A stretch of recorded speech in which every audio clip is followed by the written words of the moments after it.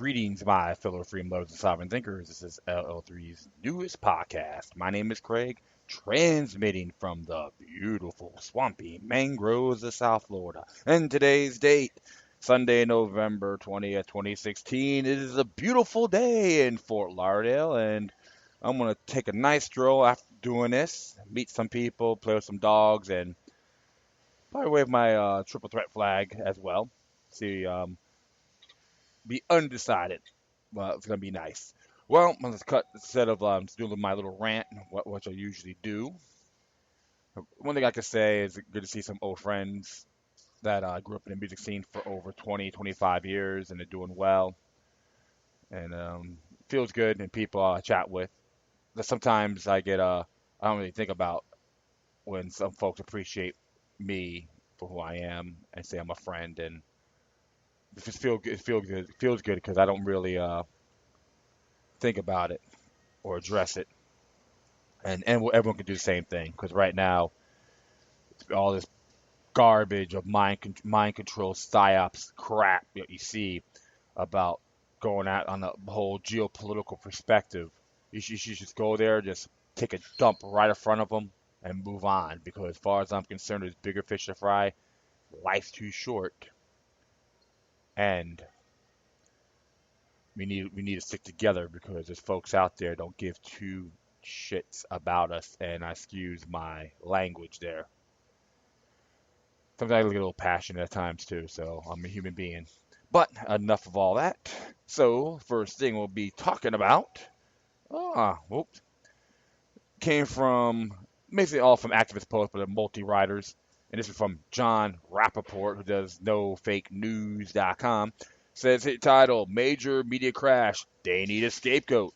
And as it reads here, they kept telling the American people Hillary was going to win the election, and in every way they could think of, they told the American people this was a good idea. Then on election night, the media crashed.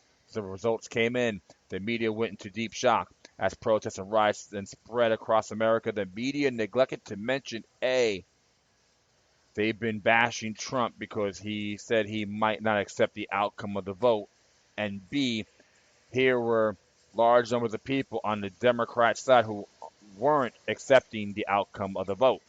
A new campaign had to be launched. Suddenly on cue, it was Hillary Clinton lost because fake news about her had been spread around during the campaign. Fake news site. That was the reason. That was the reason. These fake sites had to be punished. Somehow they had to be defamed, blocked, censored. Here are the excerpts from a list of fake news sites suggested by one professor. The list is circulating widely in the web. Project Veritas, Infowars, Breitbart, Coast to Coast AM, Natural News, Zero Hedge, Daily Sheeple, Activist Post, 21st Century Wire, Free Speech, Bill of Rights, never heard of it. Obama puts his 2 cents in because in an age where there's so much active misinformation and it's packaged very well and it looks the same when you see it on a Facebook page or you turn on your television. If everything seems to be the same and no distinction are made, then we won't know what to protect. Yes, coming out of his teleprompter to say, yes, I am a bend over Bob to the establishment, and I had to bend over so bad it felt really painful and had to shine shoes, including to the king of Saudi Arabia. And I digress. Excuse me.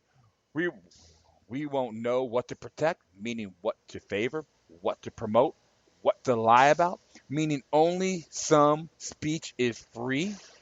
Obama is way behind the curve. Thousands of websites and blogs have been exposing major media fakes for years. I started NoMoreFakeNews.com in 2001. Folks, check it out. If Google, Facebook, and Twitter keep expanding their censorship of disfavored information, they're going to pay a price. More and more users will go elsewhere. The facade of the major media is getting thinner. You can see a glow of rage and resentment behind it. They're desperately looking for revenge on millions and millions of people who are deserting them and laughing at them.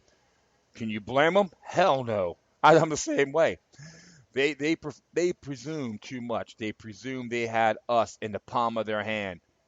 We were their property. We were transfixed by their authority. All this is going away. Bye bye. The big shift is accelerated. Independent media are in ascendance. Understand that. Recognize it. The impossible is happening. Fake news sites? Please. The major media are the biggest fakes the world has ever seen. Their anchors and star reporters are bloviating cranks. They're dinner theater actors. Over the years, I've talked to some of them. I've warned them of their coming troubles. They're miles away from believing me. Now they're starting to sweat blood. Major media news for America is basically manufactured in New York and Washington, plus occasionally outbursts from Hollywood creatures from bemoan the decline of inclusive liberalism as they expand their gun-toting security staffs and dig deeper bunkers. The New York Washington axis exists in a self-serving bubble, which has now taken serious punctures. The delusional attacks against fake news, fake sites underline how much out of touch these elites are with the rest of the country. Independent media outlets are winning. They won't be stopped. When people who now head the tech giants were growing up, they were heralding the internet as a new era of free information exchange. But now they find themselves working with the government in a surveillance state. They're fronting for censorship. In fact, they're showing they were never for freedom. That was a pose all along. They were from the beginning agents of repression. Then they can try to stop independent media now, but they will fail. Fake websites. What about fake companies? What about Google, Facebook, Twitter?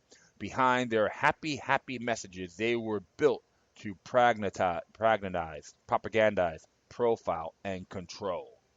Understand this: major media have a rock bottom article of faith. It is, we own the news. They can't give it up. They'll never give it up. It fuels everything they do. It's the substance and core of their attitude. As their ship goes down below the waves, they'll be chanting, "We own the news." But they don't.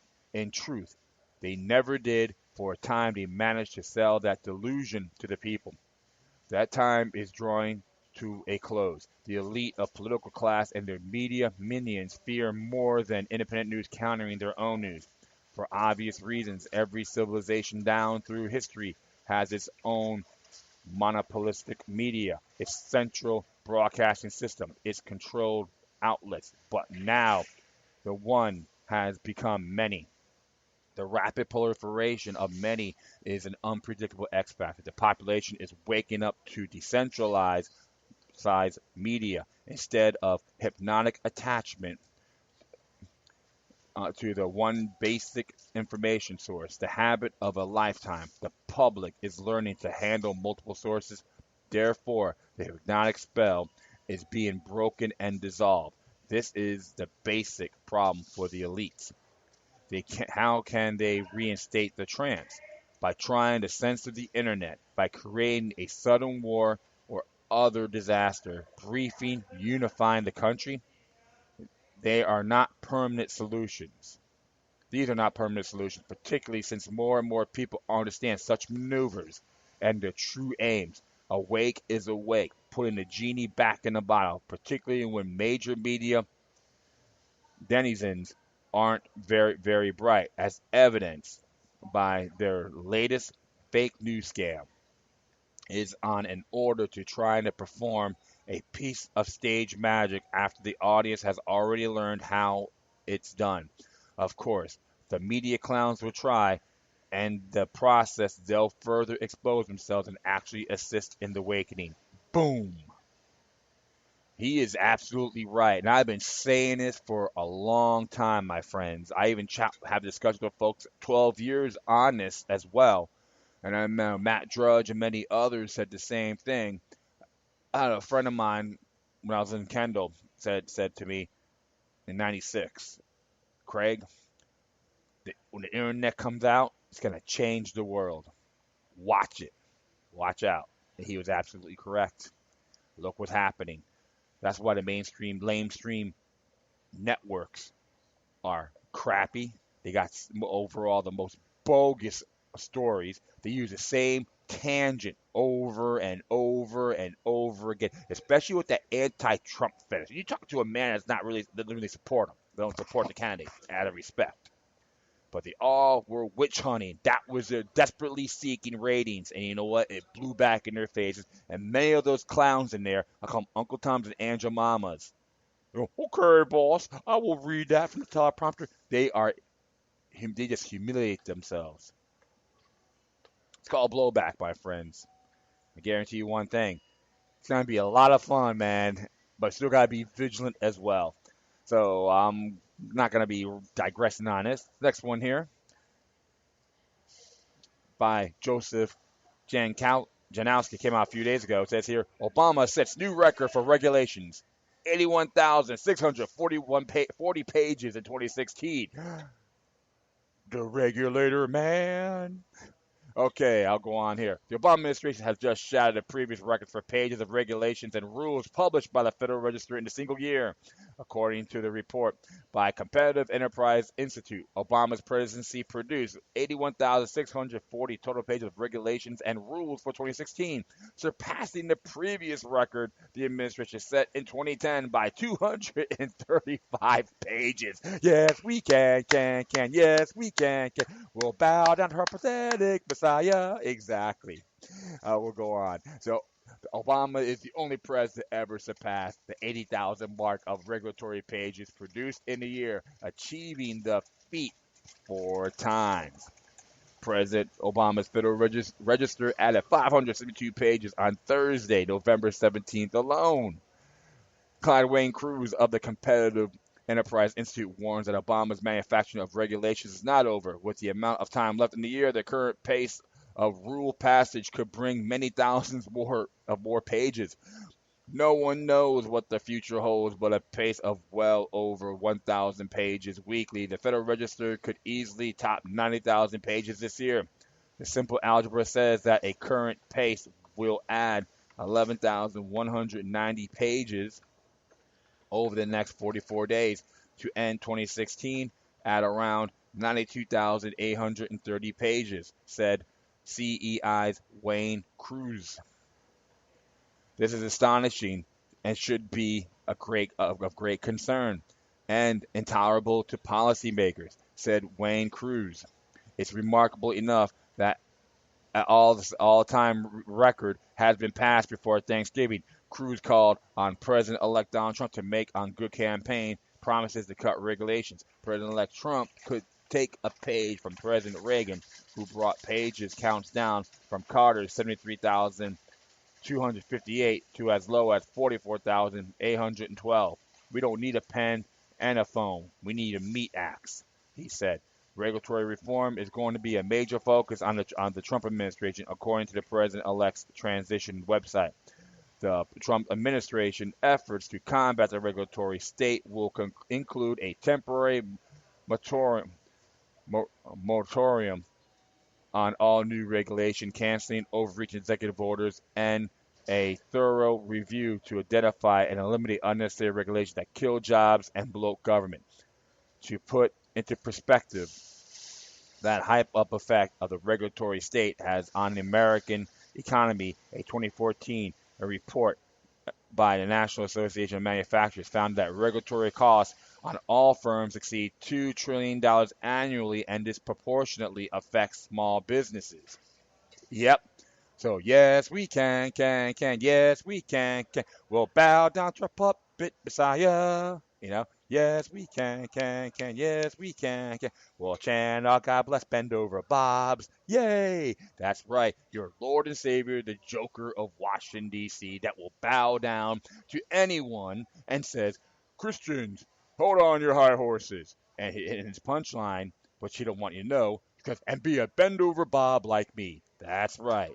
So this is why the economy is into more garbage, and he promises these great jobs, which is he's a man with the magic wand, bing, but 81,640 pages of pure garbage and nonsense. Come on.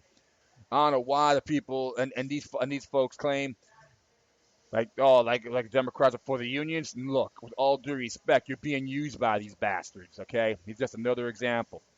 So I'm just laughing because every time if it's time people criticize him, say, oh, you don't like him because he's black. So no, he's not. He's a bend over Bob. He's not Dr. Walter Williams. The big difference. I respect him. I admire him, and I do respect another gentleman from the former original Black Panther Party, which is Larry Pinkney. They call him the Pink Panther. He has some great rhetoric that makes a lot of sense too. But this clown, Drone Man Obama, with this over 81,000 pages of tyranny, you guys are in the twilight zone if you still think he's a great president. Deep down inside, you know I'm right. All right, next one here. This is the same site. This is by Isaac Davis. Came out a few days ago. It says here, 1984 unfolding as public surveillance technologies deploy without consent. By Isaac Davis. Once again, we are fast approaching an era when humanity will be subjugated by technological tyranny managed by an untouchable organization of elites, bureaucrats, and paid public minders hired to monitor our behaviors, emotions, and thoughts. In an environment like this, law and justice will be meaningless as the tools of technocracy can be used to enforce the policies and whims of whoever monitor us, whether it be corporate employees, criminals, or abusive state actors. Recent developments and rollouts of advanced facial recognition technology are the hint of the coming ubiquity using biometric face scanning, emotion reading, all seeing technology to govern every detail of daily life. Consider the following deployments. It was recently reported that around half of Americans are already in police facial recognition databases, the vast majority having never been accused of committing a crime or consenting to being included in a database. Increasingly, facial recognition is being used to scan concert and festival goers, causing permanent databases of partiers. An experimental town in China is now using facial recognition to grant citizens entry. Facial recognition is now capable of reading human emotions, opening the door to a new world of possibility and pre-crime detection. Thought criminals, yay! The TSA is using emotion reading facial recognition technology to determine if a traveler is to be treated as a threat. Kinda, sort of. It's the only way. Police nationwide are using controversial stingray system, which allows them to listen to anyone's cell phone conversations. That's why if you're on the cell phone once in a while, start cursing at them and call them a bunch of eavesdropping, masturbating pieces of trash. I do it all. I do it when I have to. So, and you know what? It makes people laugh.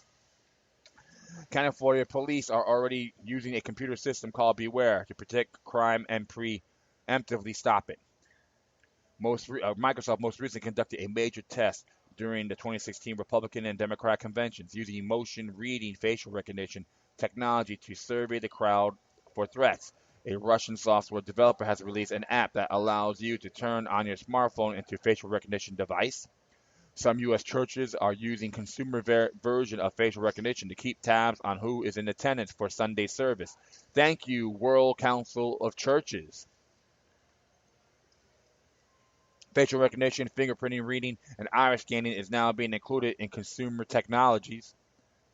The justification for using this technology against a public who is never given an opportunity to consent or to opt out is, as always, public safety, as police and government agencies claim the technology is needed to spot criminal elements, gang members, and other threats to the public. Here, a quote from George Orwell offers a glimpse of the inevitable outcome of this. It was terribly dangerous to let your thoughts wander when you are in any public place or within a range of a telescreen. The smallest thing could give you away.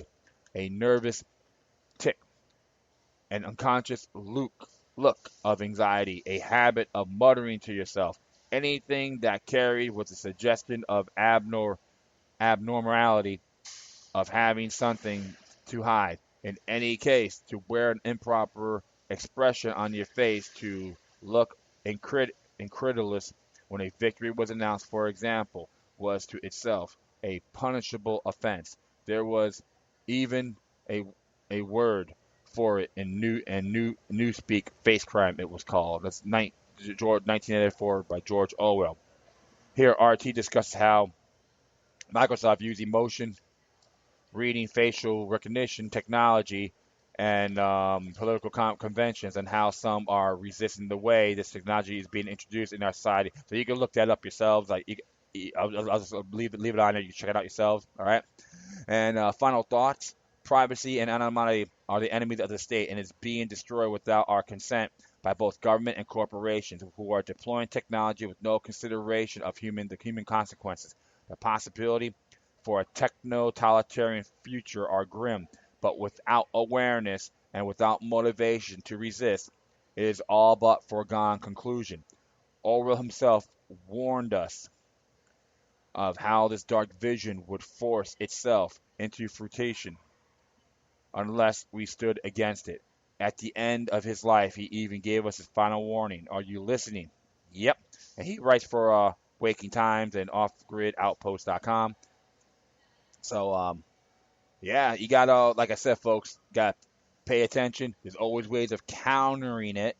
Every gadget has a flaw. And they know what their excuse is because it's 9/11. The 24-hour excuse for everything. So if you still believe they attacked him because of our freedoms, will you please smack yourself inside the head or someone else that made that address? Do that to them with love. Wake them up because it is very treacherous. And even the young folks out there need to pay attention to this as well. All right, finally, this came out a couple of days ago too, and about Mike Snyder, who does Economic Collapse blog and the most important news.com. Good site, man, and check them out. Why Donald Trump must shut down the Federal Reserve and start issuing debt-free money. If Donald Trump truly wants to fix the economy, he must shut down the Federal Reserve. If he tries to patch up our current system, he will fail because it's fundamentally flawed from the very beginning. A little over a century ago, very powerful forces on Wall Street convinced the Congress to completely restructure our financial system. An immensely powerful central bank known as the Federal Reserve was created, and the goal was to transform the U.S. dollar into a debt-based currency that will continuously be inflated, and to create an endless debt spiral from which the federal government could never possibly escape. Sadly, they were successful on both counts. Since the creation of the Federal Reserve, the value of the U.S. dollar has declined by approximately 98%, and our national debt has gotten more than 5,000 times larger. Americans tend to give most of the credit or most of the blame to the performance of the U.S. economy to our president, but the truth is an unelected, unaccountable group of central bankers has far more power over our economy than anyone else does. The Federal Reserve has become known as the fourth branch of government. But unlike the other branches of government, we are told that the Fed's decisions are above politics because they are too important. Fed's officials fiercely guard their independence and they fiercely resist any interference from Congress, the president, or to the American people. Donald Trump can try to lower taxes and reduce regulations, but he will be able to influence the economy pales in comparison to the immensely powerful tools that the Fed wields. The Feds control interest rates, and the Feds control the money supply, and the Feds regulate the banks. To give you an idea how enormously powerful the Fed is, I want you to pull out a dollar bill. As you look at the dollar bill, I want you to know that the Federal Reserve note right at the top. The financial world, a note is an instrument of debt, and the truth that our system it was designed to create as much debt as possible, and there's a shopping cart strolling by. So why are we using debt-based Federal Reserve notes in the first place? Shouldn't Congress have control over our currency? According to Article 1, Section 8 of the Constitution, it is Congress that has the authority to coin money, regulate the value thereof, and a foreign coin, and the fixed standard weights and measures. So how did the Fed get involved?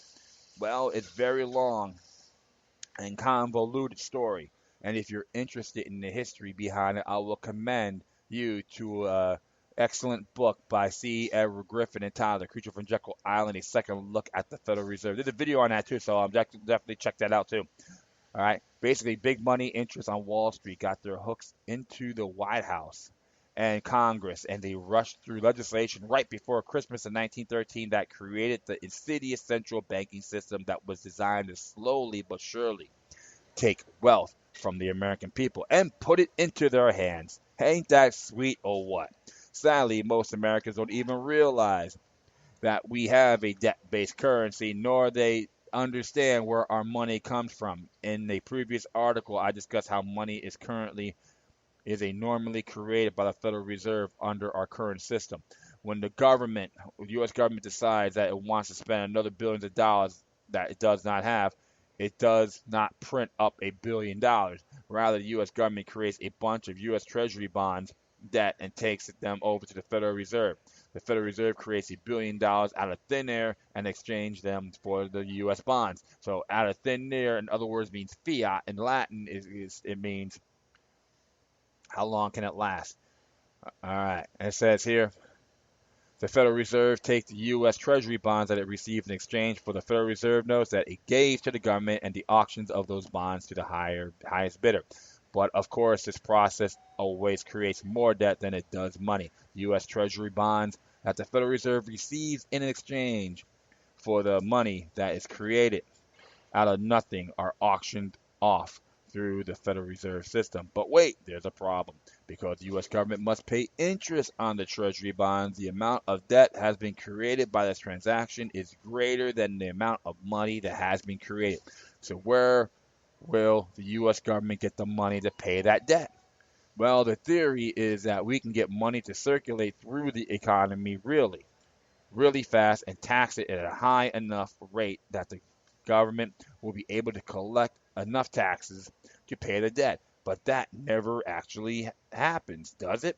And the creators of the Federal Reserve understood that it as well. They understood that the U.S. government would not have enough money to both run the government and service and the national debt. They knew the U.S. government would have to keep borrowing even more money in an attempt to keep up with the game. So our debt just keep going up, up, and up. While Barack Obama has been in the White House, our national debt has risen more than $9 trillion. And at this moment, it is sitting just under the $20 trillion mark. But we shouldn't be surprised by this because this is precisely what the Federal Reserve System was designed to do to us. Hamilton's curse, my friends. Many conservatives still hold to the mistaken illusion that we could somehow pay all this debt back someday. But as I shown in a previous article, this is mathematically impossible to do. If the government went out today and grabbed every single dollar in existence, we could not pay back the national debt. And of course, we have trillions of dollars of household debt, trillions of dollars of corporate debt, and trillions of dollars of state and local government debt that we need to pay back as well. Under the current system, our only hope is to keep the wheels spinning by continuing to devalue the dollar and by continuing to go into even a greater amounts of debt. And of course, isn't just the United States in this predicament. At this point, almost every single nation, the entire planet has a central bank. Even though there are extremely sharp disagreements among nations on virtually everything else, somehow central banking has achieved nearly universal adoption. As you read the article, well over 99.9% of the population of the globe lives in the country that has a central bank. Do you think it's just a coincidence? Of course, there are still very few small countries, such as the Federated States of Micronesia, that do not have a central bank, but only a big nation that doesn't have one is North Korea. And you will literally have to be insane if you want to live in North Korea. But now we have an opportunity to get free from this insidious system. The truth is that we don't have a central bank. In fact, the greatest period of economic growth in the U.S. history was when there was no central bank. We don't need central planners to set our interest rates and to manipulate our money supply. They will never admit this, but the matter, really of the matter that is their interference in the economy often creates tremendous economic bust. Since the Federal Reserve was created in 1913, there have been 18 distinct the recessions or depressions.